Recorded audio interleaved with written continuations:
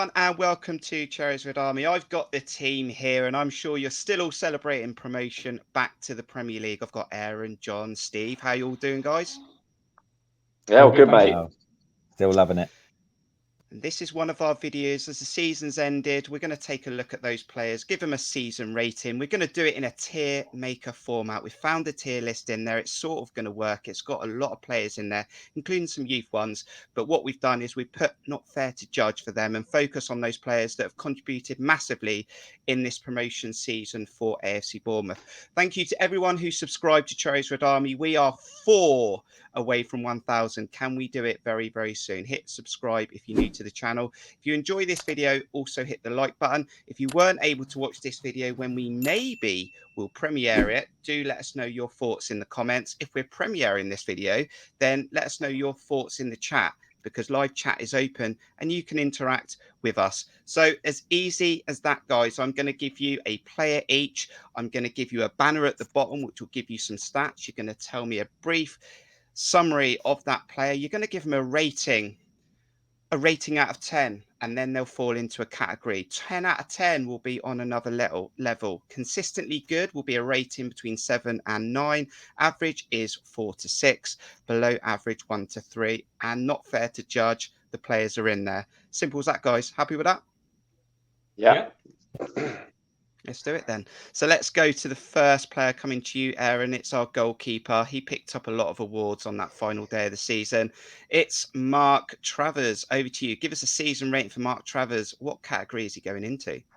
This is a really tough one, isn't it? I mean, yeah, give him a difficult one to start with. Yeah. I'm pleased with this one to start with. Yeah, I mean, player of the season, arguably won 4 out of the 5 main awards. Kept us in games when he had no right to, grew throughout the season, and just immense. Got his own amazing song now as well, which I won't sing right now, but he clearly goes into the top category. 10 out of 10 for Super Mark Travers in goal. You sure? Of course it is. Straight in as we on do it. Another level. On another level. 10 out of 10 for Mark Travers, and I'm sure there'll be no disagreements on that one in the chat either. Coming to you then, John, go to our first defender and fullback, Adam Smith. Adam Smith for you, John. Yeah, I think consistently good is a pretty comfortable spot to throw him in. I mean, he's had his moments where I think he's been, not the best. West Brom is one that stands out, but obviously not many players really came out with any credit from that game. And, his leadership has been really important at times. I feel as though, Adam Smith is another one of those players that managers just want in their team above all others. He kicked Stacey straight out of the lineup when he came back and was fit, and performed really well for the most part. And I think you've got to look at that Nottingham Forest game as a real point into his flexibility, where he played as essentially a centre-back. He was the right centre-back in that game, and performed brilliantly. And I think as much as he might not have too many assists or goals to his name for a full-back, he's not that kind of attacker anymore. He's more consistently good, as per where he'll be going in the thing, rather than any outstanding attacking that he used to do. So I'd probably give him an 8, I would say, out of 10 for the season. I think that's pretty fair. Yeah. There he is, Adam Smith. 8 out of 10 from John. Consistently good. 2 players down and a lot more to go. Steve's first player is coming his way. And John just talked about this fullback, Jack Stacey. Banner on the screen in a moment, giving you 25 games started with 2 assists. But once Adam Smith was fit and Ethan Laird signed in January, that was sort of the end of Jack Stacey. Jack Stacey, Steve. Yeah, this is a difficult one for me, because I felt that when he was playing, he had a little bit of an up and down time of it, really.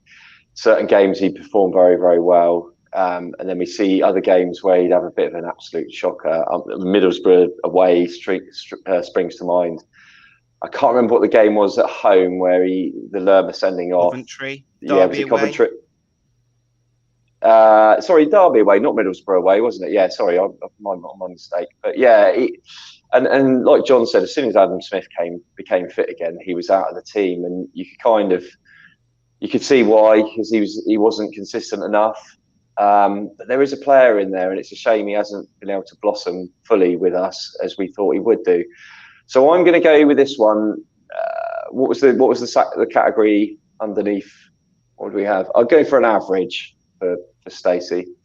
Average for Jack Stacey. Do feel a bit sorry for Jack Stacey Yeah. when that season ended. I do agree that he had some serious mistakes in him, especially at Derby. I thought, though, when that spell with Adam Smith had a bad injury, that he did nothing wrong when Ethan Laird wasn't up to speed. But yeah, feel a bit sorry for him. But he goes into average in the tier list. Continue to let us know your thoughts in the chat and in the comments.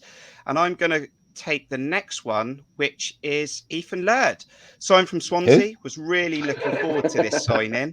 And for some reason, couldn't break into the team. Couldn't understand it. A guy that played 20 games for Swansea, 3 assists, was apparently the most attacking fullback in the league, but couldn't play right back for Scott Parker. Couldn't even come on against Peterborough. Jaden Anthony had to play right back. But once he did find a way of getting himself into the team, I thought he did okay. I was actually a little bit disappointed at times. I didn't think he was as expansive or didn't overlap as much as I wanted him to.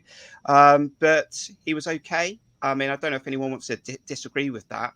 But I mean, I'd put him in the same category as Jack Stacey.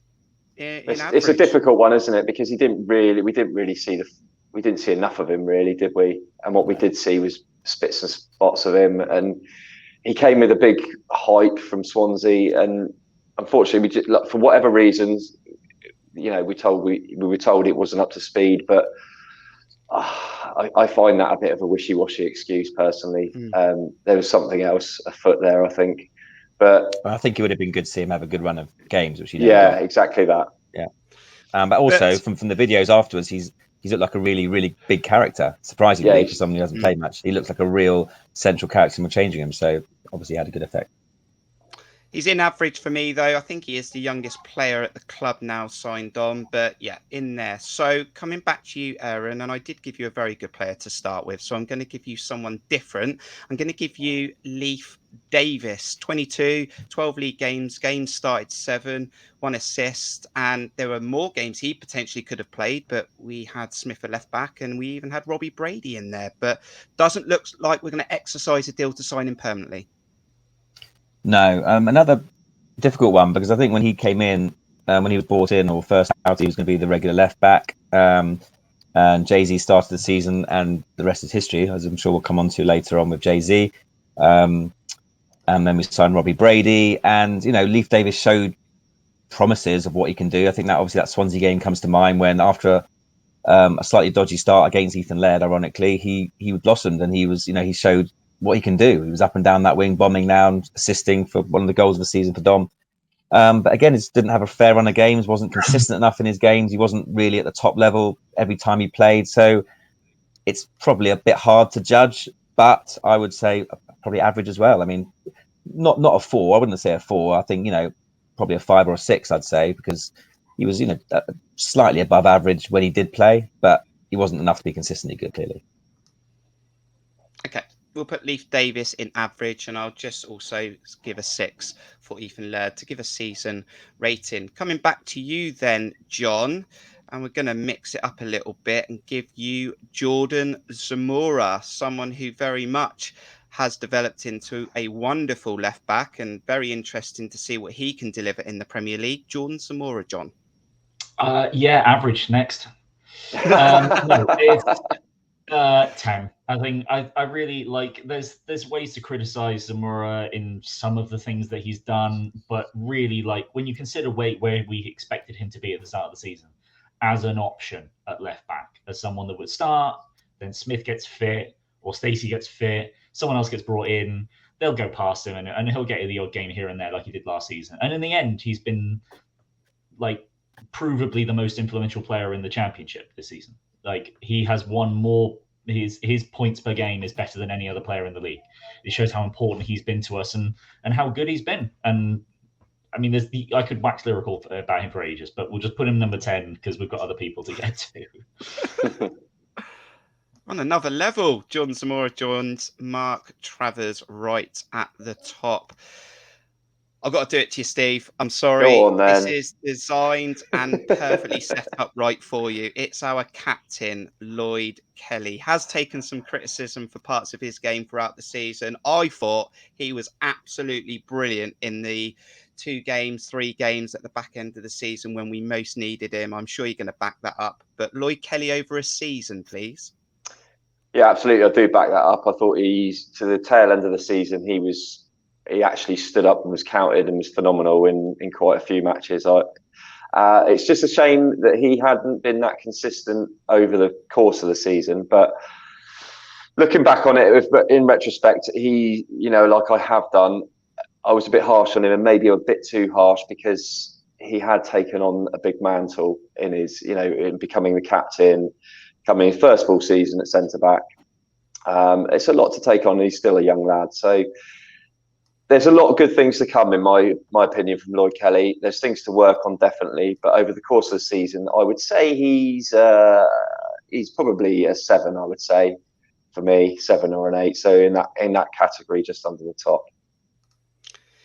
Consistently good for Lloyd Kelly, and another player that was very, very good for us there in that first 15. We thought, could he cope with the Championship? Say cope, he's won lots of trophies. Gary Cahill was marvellous. He was a leader at the start of the season. Couldn't quite get himself back into the team when we needed him at the end of the season, but we made it happen. We got promoted. Gary Cahill.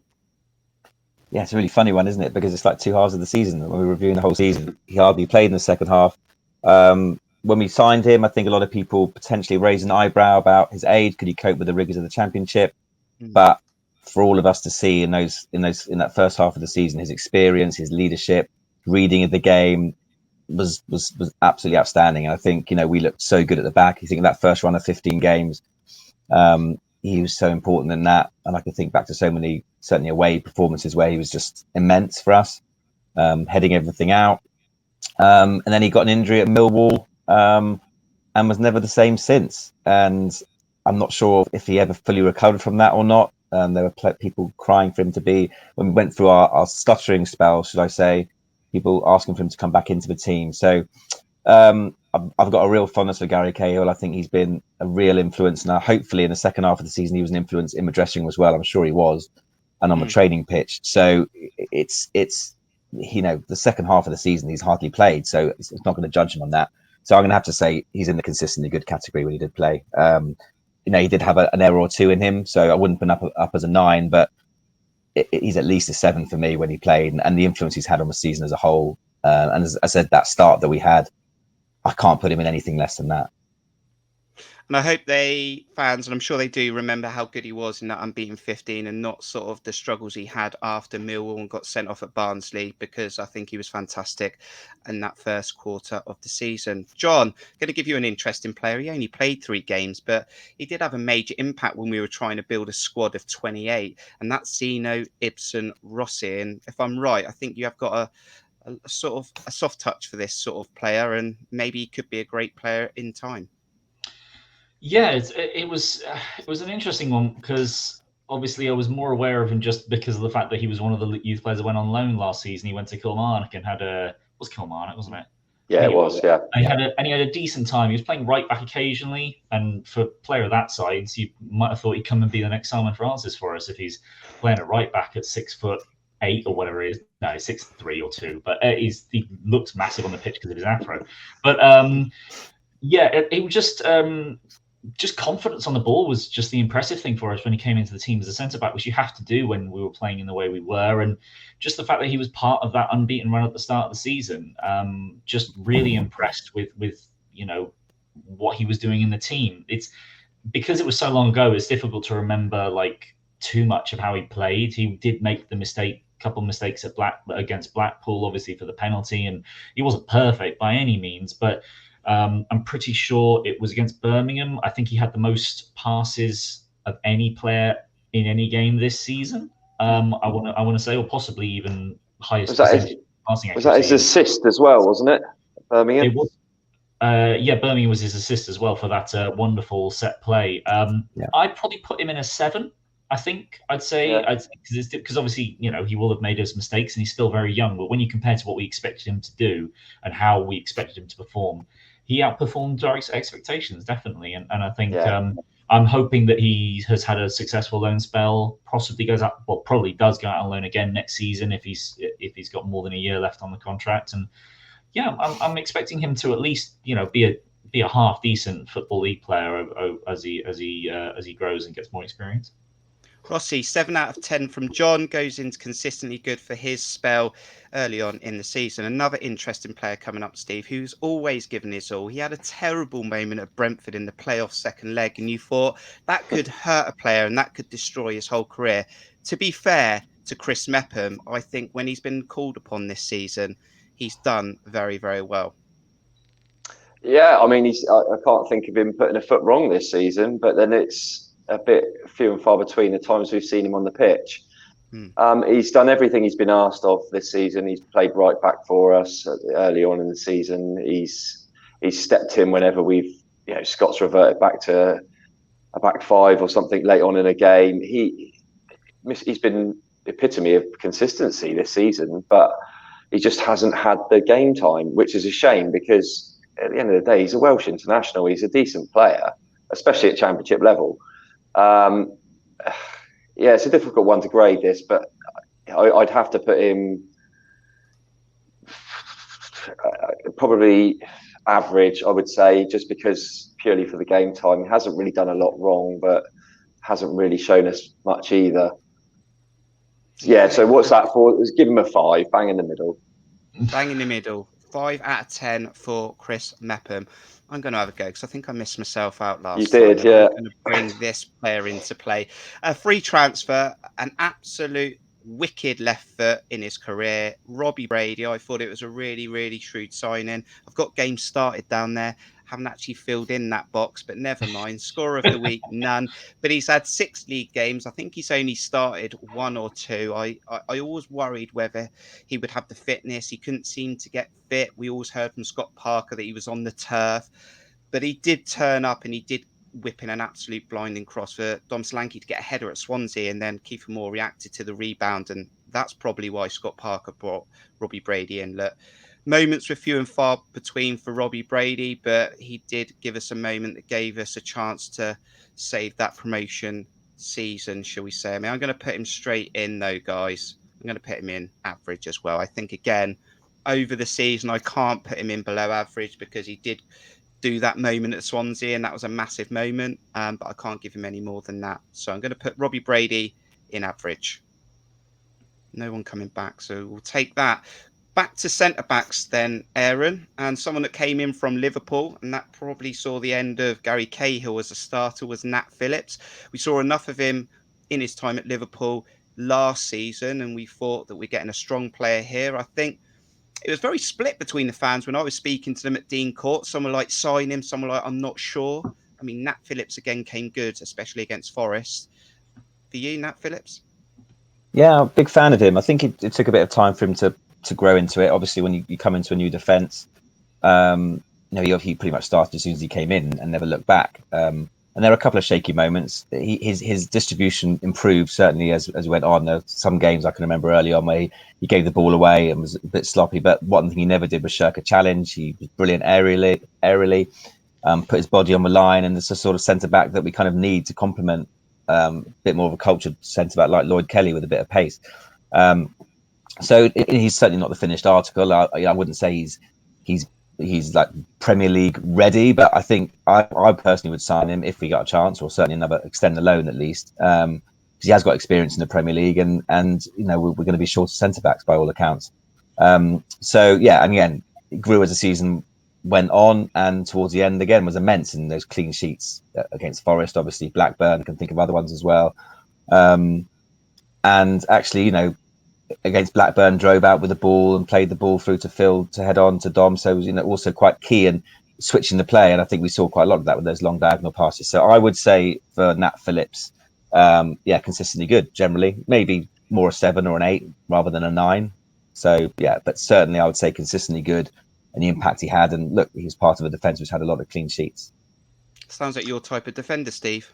Absolutely, yeah. And what you said there about him driving out of defence and creating that chance, it's something I really want to see him do a bit more of, because I feel like he leaves that to Lloyd a little bit, and he's just the sideways pass.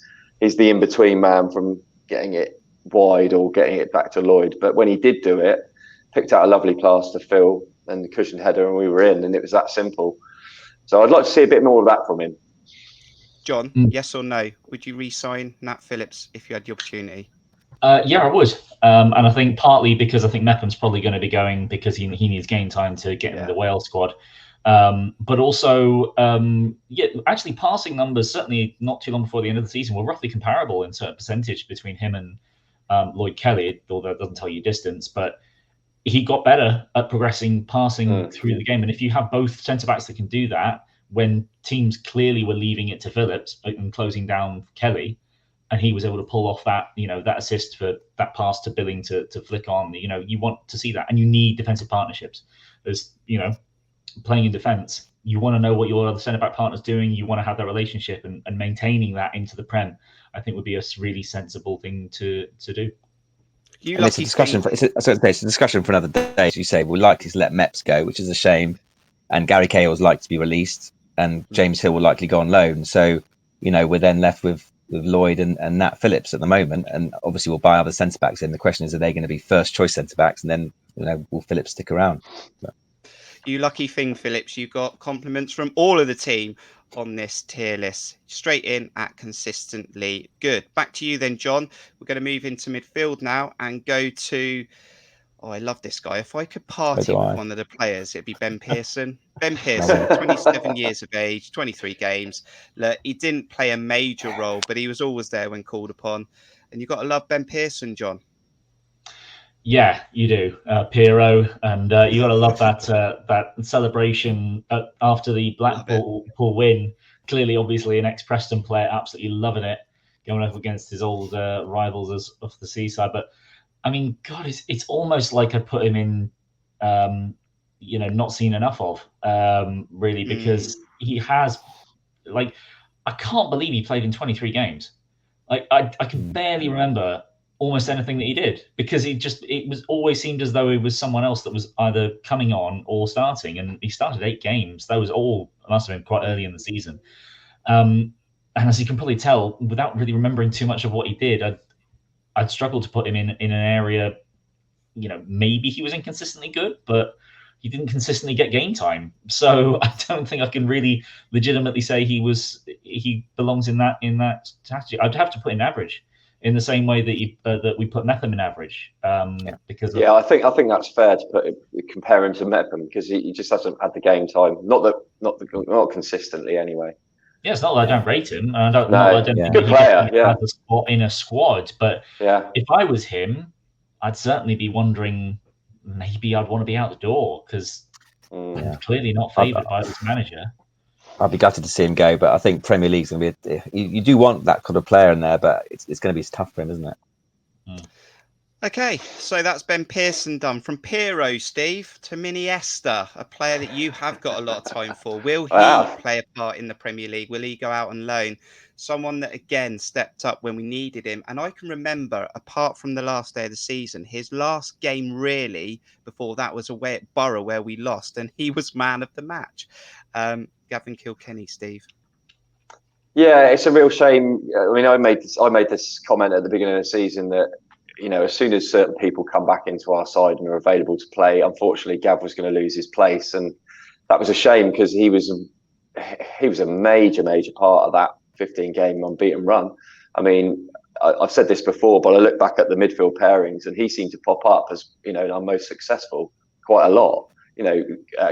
I don't know how true that is, but it just seemed like he was always there, part of that partnership.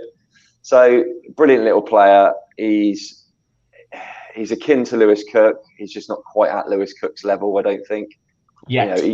Yes.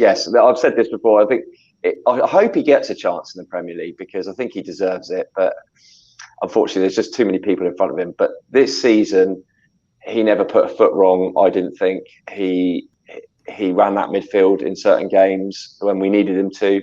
And like Jordan Zamora and Jaden Anthony will come on to, we didn't expect that. So I would put him in, I'd give him a solid 7 for when he has played this season. 7 out of 10 for Gavin Kilkenny, straight in at consistently good. I'm going to pick this one up, guys. I know I like you to take most of the show, but I'm going to pick up. He's a lovable guy. He's our favourite Colombian. He's pleased as well. Local man is pleased and very, very happy. That's Jefferson Lerma.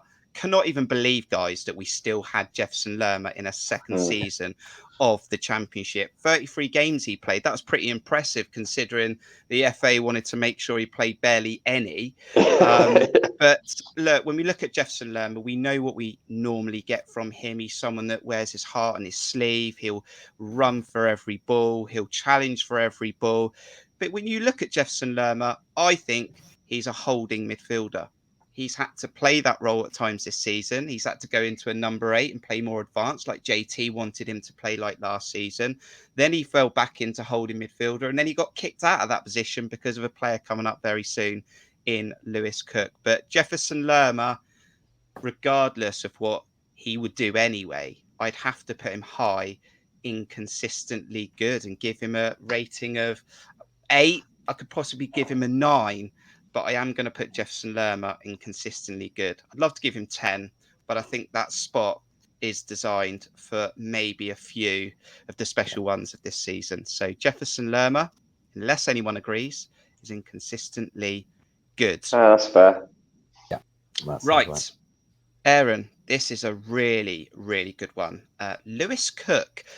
Now, this is someone that you were telling me in January, I don't get his purpose. I don't see how he fits into a Scott Parker team. Maybe it's time to just accept that the Lewis Cook we bought 6 years ago, 5 years ago, maybe it's just not meant to be. I mean, he proved me wrong because I thought that it was a player that was going to be a forward-thinking number 8, ended up being the best number 6 in the Championship in the last quarter of the season, in my opinion.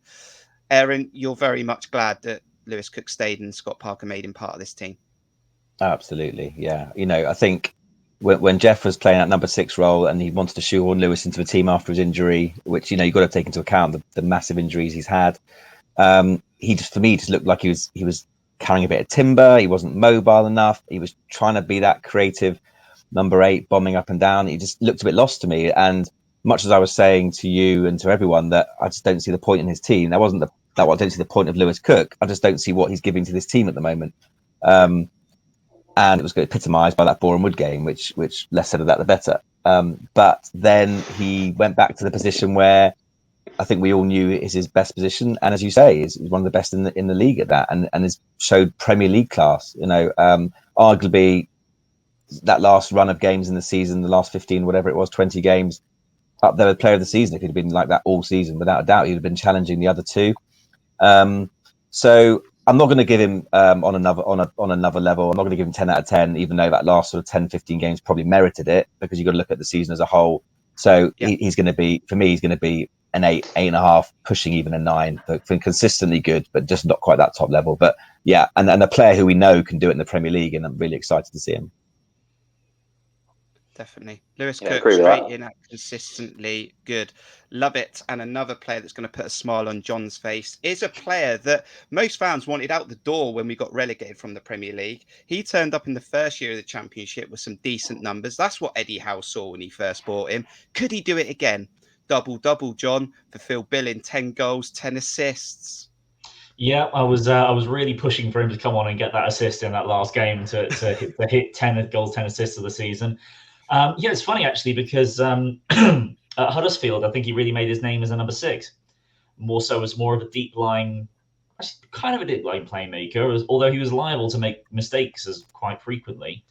When he was in that double pivot, Kirk and I, we both agreed he just did not have it in him to be in a deep line midfield 2, where he had a lot more responsibility. So, funnily enough, Woodgate decided, let's take that responsibility away from him and make him just play as a number 10. And obviously he's been a little bit more of an 8, a bit more reserved this season, but his combinations with Anthony and Zamora are the only reason why we were in the position we were after 15 games, because we weren't getting anything down the right-hand side. It was all about those 2 on the left, those 3 on the left, and Philip Billing was vital for that. So, he had his dips. He had a good sort of 2-month period where he wasn't great and wasn't really providing anything. But then last 3 games of the season, scores 2 and gets an assist, then assists in the next one, and then assists in the last one. So, I think on a whole, even if he has had some bad games, he has been more consistently good than consistently not good. So I would probably give him an 8 overall, possibly maybe more of a 7 for some of the poorer games he had, but he's definitely up there as one of the better players we've had this season, no doubt. Yeah, I think Billing was only a few games away from potentially breaking into that another level, but God, that was the name of the band, wasn't it? That was the name of a music band years ago. Another level. On another level, Philip Billing could have been in there, but had a few bad days at the office, and I think that didn't help his cause. But very, very good, consistently good there from Jon. Next player, Steve, is our Scottishman who plays off the wing. He makes Ryan Fraser look shite. Some decent stats from an assist point of view. I hope he works on his shooting in the next 3 months before the Premier League starts. Ryan Christie, Steve. Yeah, it was always going to be interesting to see the step down from the Scottish leagues. How he was going to perform in the Championship, because it's relentless, the Championship, and he has been relentless in his work rate. I think he's been absolutely superb. He never gives up on anything. He harries around. When we were doing that press early on in the season, he was a key pivotal part of that. And he wouldn't give anyone a moment's rest. His link-up play is really good. I mean, his general all-round play is pretty good. It's just the one thing he's lacking is the shooting boots, and it's a real shame because he does engineer some really good opportunities. I think he got 3 goals? Is it? And two of those. Sorry, I don't know how. And one of those was a massive deflection. The other one was a toe poke, I believe. And I always remember the one at Middlesbrough when I just think, oh God! And he went on that run for ages where we thought, is he ever going to score? And then he missed that one at Middlesbrough, and you just thought, Christ, it's never going to happen for him. Was it the goal at home against Peterborough where he just ran straight at the deadline for the equaliser? Shot? Yeah. And it went in. And it was almost like a toe poke shot as well. It just from outside, caught the keeper off guard. And he has moments like that when he will go past players and he gets you up off your edge of your seat, and you think, just finish it, and he can't, and it's so frustrating. But as a whole, I think he has to go into the second tier. I'd give him an 8, if not just for his work rate alone. I mean, the guy never stops. He's got one hell of an engine on him. And the thing I would say about Christie is that he's not really had a consistent attacking right back to help overlap. That's another thing, yeah. And he had also, unlike Zamora and Anthony on the left, who had Billing, he wasn't able to really combine with Lerma in the same way. If he has that structure around him, that he's got more options, I reckon he could be far more influential, because most of the time he was doing it on his own on that right side. And to get what he's done, those 8 assists in particular, was very impressive. Definitely a brilliant signing by the club and Scott Parker. I'll take the next one. Like Lloyd Kelly was designed for Steve, Todd Cantwell is designed for me. This was set up lovely to be the signing of the Championship in January. I am still going to sit here and say that there is a player in that body. But sometimes, like Jon said to me privately as well, maybe player and club, player manager, maybe it just doesn't fit, like I said as well before. And maybe it just doesn't work. It's a shame because he hasn't really turned up. 11 games, no goals, no assists. There was a moment when I think Phil Billing was out the side, guys, when he was suspended, and Todd Cantwell got to play the role he came in and wanted to play. And I think he had some freedom further higher up in the pitch, because I felt like when he was playing with Billing, he was asked to do a deeper job and get stuck in with Lewis Cook or whoever was playing the holding role. But, we spoke about potentially him playing off the left. Scott tried that, didn't quite work. And I can remember him coming off at half time, and we didn't really see him again since then, whether he's not happy, whether it's not worked out. It's a shame. I don't know if anyone else wants to add anything about Todd Cantwell, but I don't want to put him in below average, guys. The difficult thing is that we had such high expectations of him, and that's the problem, isn't it? Because he's not really delivered on those expectations. You kind of think, well, it is below average, really. Yeah, I think you have to agree. I think he for what he is, for what you brought him in for, he was below average. Didn't he have one kind of half semi assist against Blackpool, the equaliser away, when it was his left foot cross got deflected into the path of whoever equalised. I can't remember who scored that. equaliser. But yeah, other than that, he didn't really do much, did he? Okay. Yeah, So, it's harsh, but I think below average is kind of where it has to fit, because someone's got to go in there. Yeah. And we know Todd, someone else will. We're bullying you into it, Kirk. I know. Todd, if you're watching this, I'm sure you Nothing personal. If you're Not at watching all. this, if there's a positive out of this, Todd, I'm giving you a 3 out of 10 for the season. But I wanted it to work. Good luck for your career. I don't think it'll be at Bournemouth, but thanks for trying.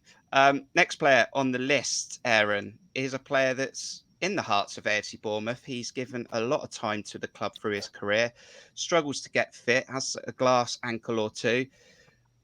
And that's Junior Stanislas. The club decided to give him a 2-year deal. He played 7 games, started 2. Assists ain't bad, Aaron, but Junior Stanislas, didn't see him much, did we?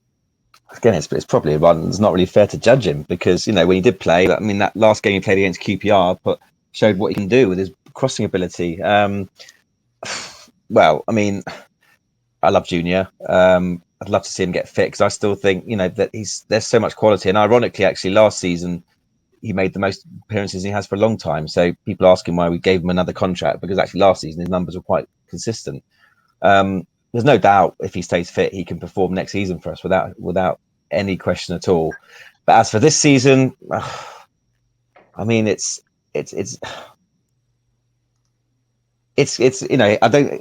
hard to say, not even fair to judge, but I would have to say it's below average. I mean, it has to be.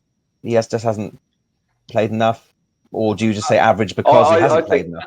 I think average. I think we treated Mepham and Pearson in the sort of way that they played just about enough to judge them, but not enough to really do anything. So, well, I mean, both of them definitely, I think, played more of a part. Clearly, I can't remember Junior ever being poor. No, you're right. He's right. He's not poor. I think whenever he's played in the small amount of times, he has done good things and made things happen. So yeah, I think average is probably fair. You're right.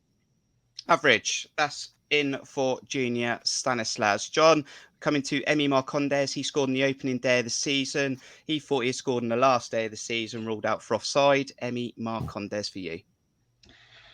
Yeah, it's a tricky one, because I reckon there's probably a lot of people that think he maybe even belongs in below average after quite a number of his performances this season. But I think, as much as he wasn't in a lot, I think when you look at his starts, and maybe he did vanish in a few games, I think average is just a fair go for him. I think he was very unfortunate to not get more game time during our blips, and I think when you look at some of the impact that he's had, obviously he scored the first goal of our season, and then you look at the comebacks against Stoke and Blackpool, where he had the second assist for the winner against Stoke with a lovely pass in behind, and then the assist for Dembele's winner against Blackpool. Like 2 absolutely massive goals to get us into the Premier League.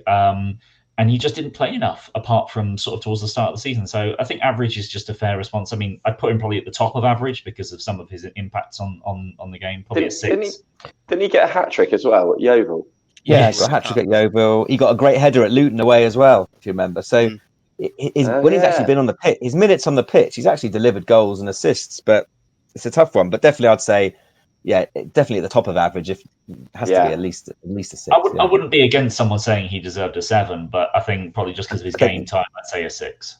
And he's a lovable chap, isn't he? He's a fan's favourite. You can let us know in the chat. Continue with us through this tier list. Make sure you subscribe and hit the like button. Steve, coming to another player that had his season halted. I want you to put him in the top tier, if not just for what he did before he's had to stop playing football because he was diagnosed with cancer, but for beating cancer and getting the great news before the Forest game that he was cancer free. And for me, he's shown how much of a fighter he is. David Brooks. Yeah, I mean, it's amazing news what we've heard of late with regards his diagnosis. So, I mean, but if we set that aside and you talk about the football, there's not really anything to talk about, is there? Because he played what was it, 7 games, and he didn't really look right, and now we obviously know why he wasn't quite right.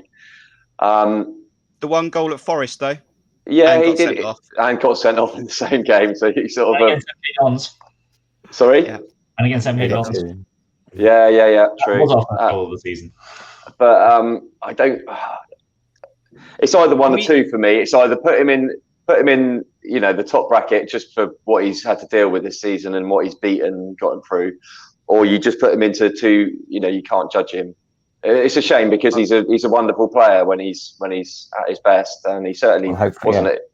Yeah, and we know he's going to be good he can perform in the Premier League. We know he's good enough. For his bravery and his strength, I'm putting him on another level, and I'm sure no one's going to disagree with me. That's fine. Fantastic. Right. Next player that we brought in January from Peterborough had some decent numbers, done it in League 2 and League 1, and he wanted to test himself at the top of the Championship. Was Sariki Dembele. 2 goals for us in the end, 1 assist. He had more over the season between us and Peterborough. Someone that I was definitely looking forward to. I like attacking players. Someone that direct, likes to run at players. I know I said to Aaron at a few games, I'm not sure he quite knows what he's going to do when he's got the ball and how the next 20 seconds will play out. But he did get some key goals.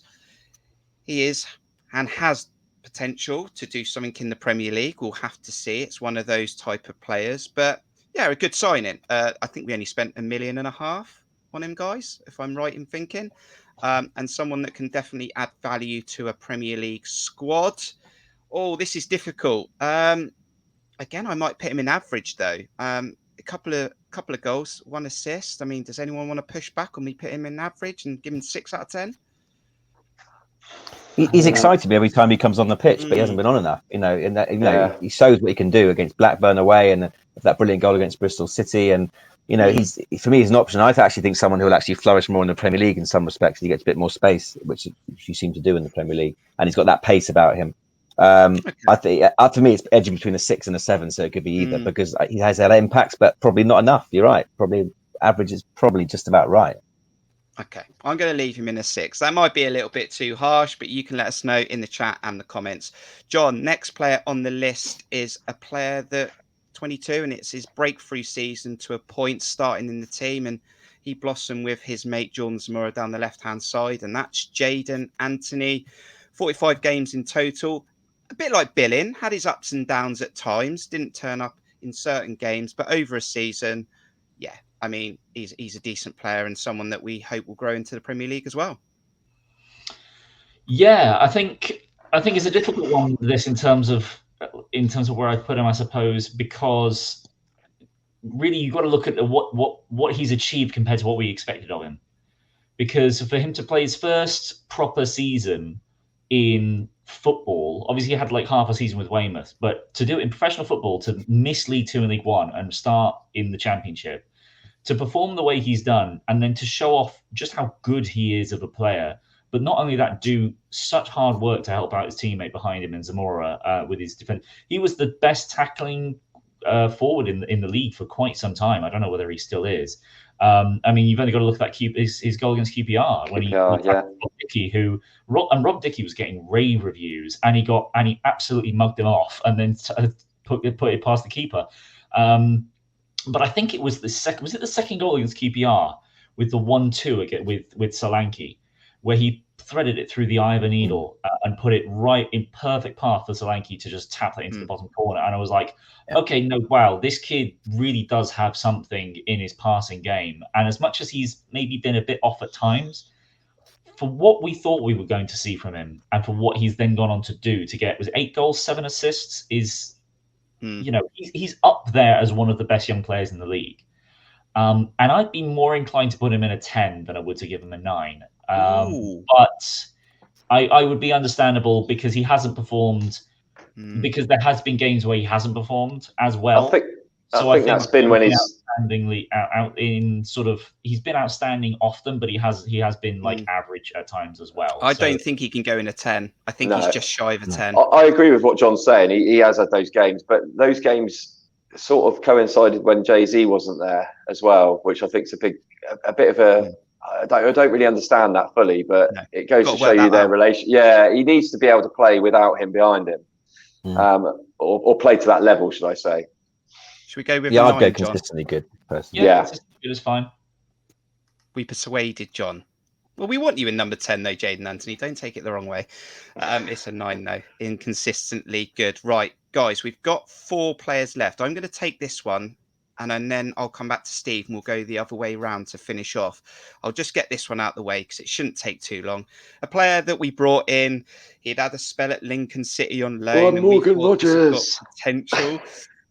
Morgan Rogers, a player that we thought would be like Tariq Dembele or Jaden Anthony, didn't quite hit the ground running, didn't quite get the game time, came on when either we were winning comfortably or we were losing and trying to break a low block down, and it wasn't really open for a winger, in my opinion, to get his skills going. His last final moment, though, for me, was that goal against Luton.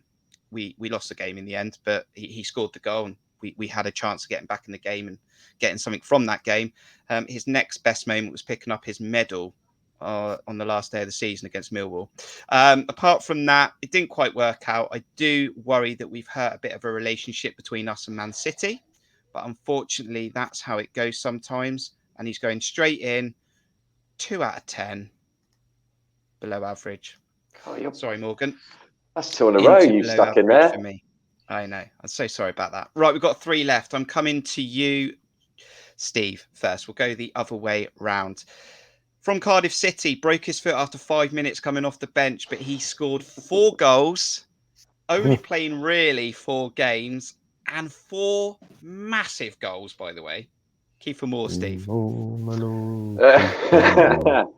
Again, well, you can't odds what he's done when we've seen him play. It's just a shame we didn't get to see him more because, there was a lot, excuse the pun, not play on words on his name, but yeah, and had Matt we had it. Make this, could he? Matt No, I was just about to say, is this why you've left Matt out? But, yeah, a real shame we hadn't seen him more because I seriously think we've had conversations to say that had we had him from January, the sky could have been the limit. We could have won the league. Ifs, buts, and maybes, I know, but from what he's provided in such a short space of time, the evidence is there to say that we could have had a plan B at times. We could have seen off games. We could have got out of sight in games. Based on his 4 games. Based on his 4 games, he's got to be. I've got to put him in 10, haven't I? I've got to give him a 10. You've got to give him a 10. It's got to go in there. That goal. He couldn't have done any more, could he? What more could he have done? More. I don't know. More. Yeah, I mean, it's got to be 10. We wouldn't be where we are without him, would we? John, final player in this player ratings tier list, end of the season, a player that's impacted very, very well, come off the bench, scored massive goals as well. Not quite done it from the start when he was given a chance from the start. Did score at Bristol City when he started in that game. Had David Brooks' shirt up. Jamal Lowe for you, John. Yeah, it's an interesting one for Jamal Lowe because I think for a while we were talking about the fact that it seems as though his place in the squad is to come on to make it a front 2. And have an impact when he can work well with Dom Solanke and isn't forced to have the responsibility of defending on one side, but also doesn't have to, it's not on him to create something from nothing on the right-hand side like it is Christie, where he can't do that in the way that Christie can. But I feel as though he may have been misused a little bit at times this season, being forced to play off the right, which he's never really done this season. But at the end of the day, he scored 7 goals, which is a pretty decent return when he's only got 12 starts and then has a few bits and pieces off the bench. And I think you look at that, obviously we weren't on the front foot for much of it, but you look at Coventry away and starting as the number 9 with Dom behind him working more as a 4-2-3-1 shape. I think that worked quite well. And I think that's how it could have worked better for him in other games. There's been quite a few times where I think he's just done nothing in matches, but then he's had really strong impacts in other games. So I'd probably give him a 7. I think overall, I think it would be harsh to say average when you consider he's our 3rd, 4th top goal scorer and played well under half the minutes. So yeah, I think there's more to his game that I don't think we've got out of him yet. But he's going to be a useful squad player in the Prem, without a doubt. Last player in our squad, almost designed and ready for this moment, Aaron. Probably don't even need to talk a lot about it, do we? Dom Solanke, every single league game he started, that has to be some sort of record. It's got to be right up there. 29 league goals, yes. 30 in all competitions, 7 assists. scorer team of the week 4 times. Aaron, he was massive in this championship. He kicked on from last season. Now, can Dom Solanke do it in the Premier League? Yeah, well, Endsby started straight in at number 10 out of 10. I was going to say, how has he managed to get Travers and Solanke? Yeah, nice and easy. Yeah, Dom. You know, it's not just his goals. I think, as you said, the most incredible thing is the stamina and the amount of work he puts into games and the amount of toll on his body to start. It's just incredible. I just only hope he can stay. I'm not even going to stay on form, to stay fit in the Premier League. Assuming we do still have him, with rumours flying around, but I'm pretty sure he will. If he stays fit, I think he'll be. He won't find it clearly as easy as the Championship, but I think the Premier League will see a different Dom Solanke to the last one they saw. So yeah, for me, 10 out of 10. And the only thing was I felt a bit sorry for him he didn't get more awards, because as amazing as Travers was, we wouldn't have been where we were without Dom either, at the other end of the pitch. You can have your moment, Steve. Dom Solanke, 29 league goals. I still got my Barnet. No, I mean, all I was going to say, I mean, for me, he was my player of the season, just purely from what Aaron's just said there. Although Travers was excellent at times and kept us in games, but Dom, that's what Travers has to do. He has to save shots. Dom has to score goals, but on top of that, he was so much more. He was such a good link up between the midfield and the attack at times, dropping deep and create, turning. He's actually really, really skillful on the ball. I don't think people give him a lot of credit for that. He can run at players, and that terrifies defences. So for me, man of the player of the season. So yeah, and just wanted to add that. Yeah, John, we need to tell Eddie Howe that not even 50 million will get him in a black and white shirt. Yeah.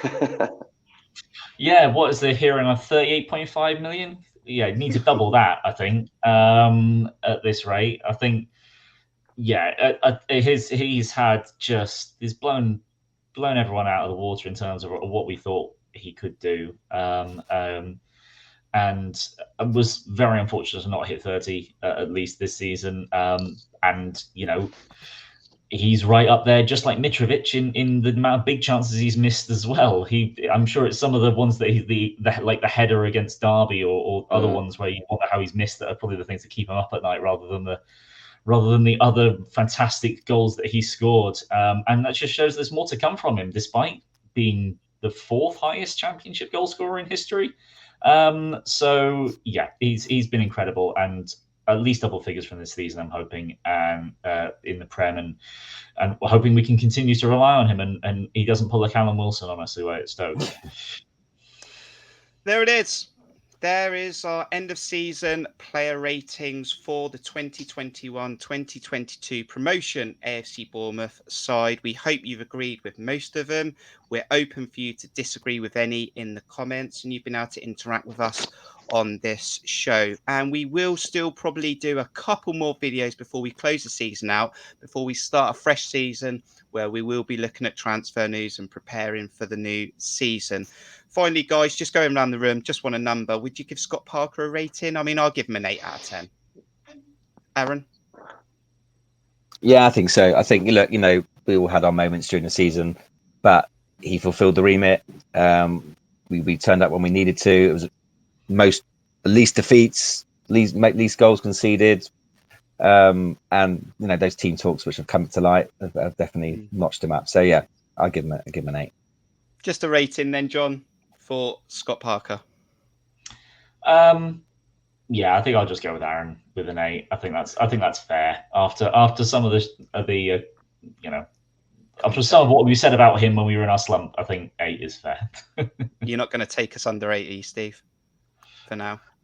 In my mind, yes, but for the channel, no. He's getting an 8.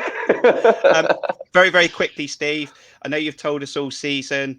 Steve Cook, he's not in that tier list. The players that have left, Nyland obviously left in January. A rating for Steve Cook's chest save at Fulham, maybe. That's top tier. That's top tier. Moment of the season, that was. Fantastic. Right. Thank you for this. It's been an interesting video. Aaron, thank you very much. Thanks as always. Look forward to seeing you boys soon. Cheers, John. Thank you very much, Kurt. Thank you, Steve. Cheers, guys. Nice to see you.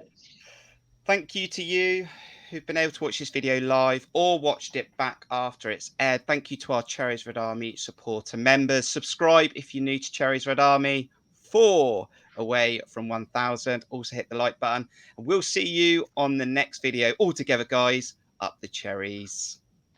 Up the cherries.